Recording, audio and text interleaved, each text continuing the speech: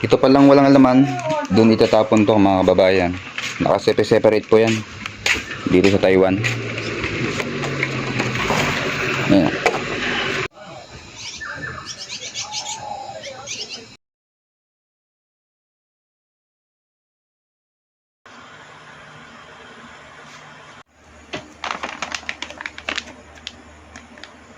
Shrimp granola bars.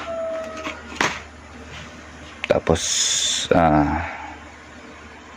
ito medyo green pa dito, konti pa to, mga isang araw pa to. Uy, naku po. So, hindi na po natin kinat yun kababayan. Kasi gusto kong sasabihin sa inyo na ako isang taon na dito sa Taiwan.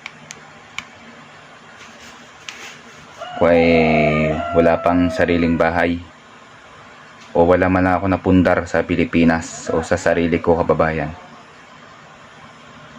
Totoo yan. Tapos kumuha pa ako ng motor na hulugan. Tapos nagkaproblema ako sa dating amo ko nung una. Ngayon bagong amo to. Hanggang sa nangyari, ang bata nagkasakit ngayon, ang aking bunso Junior sa Pilipinas, isang buwan sa Malolos, Bulacan. Doon naubos yung aking pera. Tapos ang nangyari pa, may utang pa ako sa Pilipinas. Puro utang pa doon, 70-80. Kasama na po yung tubo kababayan. Totoo po yan kababayan.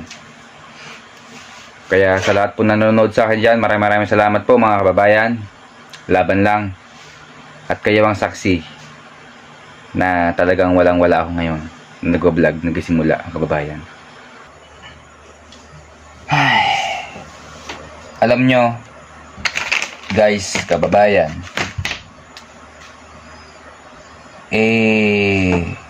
napakahirap kumita ng pera. Ang pera hindi pinupulot yan. Kaya napakahalaga mag-ipon.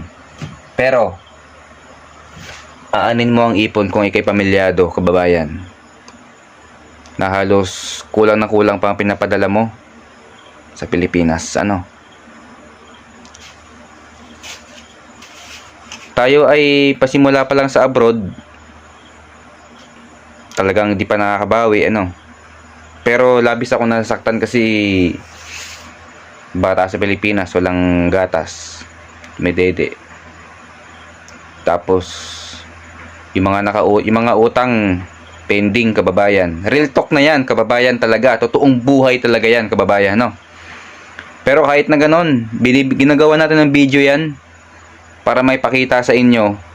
Kasi ang buhay weather lang yan Maaring paghirap ako ngayon ng hanggang 2 buwan, 3 buwan. Tapos pag nakabawi-bawi na, unti-unti tumataas yun. At unti-unti rin tumataas yung ating followers kababayan na nagkitiwala sa atin sa vlog na ito, sa totoong buhay, kung ano meron tayo. Kaya gusto ko sa inyo na maging isang inspirasyon na nagsasalita sa Taiwan kababayan, sa totoong buhay. Ang paggawa kasi ng isang video kababayan ay hindi talaga basta-basta yan. Totoo lang, nasa puso ko ang aking sinasabi. Hindi mo na kailangan magsulat-sulat pa para pagandahin ang iyong vlog mga kababayan. Kasi kababayan, para ka lang nakikipag-usap sa camera, pero tao ang manonood po niyan. Nasa tao na kung ipapollow ka o i-share ang iyong video bilang makakatulong kasi nagbablog ka. Alam mo naman na common na yan na kapag gumawa ka ng isang video na nagbablog ka kababayan, kapag ka na-touch ang isang tao na nanonood sa iyo, na-touch sa na-inspire sa iyo kababayan, yun po yung dun po lumalago ang isang content creator kababayan. Ibig sabihin po na nagtiwala sa iyo ang tao, kaya po nag-follow yan. Meron din naman follow to follow, pero wag po tayo aasa dun kababayan. Kailangan gumawa ka na mismong content mo para kung magustuhan ka ng tao o hindi, no, kababayan. Pero style nila yun eh. Wala tayong magagawa. Kaya nga, mai-share ko rin sa inyo na ang isang mga kababayan natin, ang taas-taas ng followers, pero napakababa ng views. Sabi nila, saan ang hustisya? Saan nga ba talagang hustisya, kababayan? Kasi napakataas ng followers mo, wala ka namang views, no, kababayan. paano nga ba yun? Hindi ka nang pala marunong magsalita sa camera. Hindi mo kaya i-deliver na maayos yung iyong vlog, kababayan. Kaya gusto ko sa inyo maging isang inspirasyon. Kasi sayang po ang aking alam, kababayan, at i-share ko sa inyo lahat-lahat habang tayo ay pataas, kababayan. Ganun po 'yun. Maraming salamat. Magandang hapon ngayon, Sabado. Bukas walang pasok. Hata ulit tayo sa upload, kababayan. Maraming salamat po sa akin sa mga kaibigan, kamag-anak na lagi po sumusuporta sa akin sa pag-vlog. God bless, Philippines.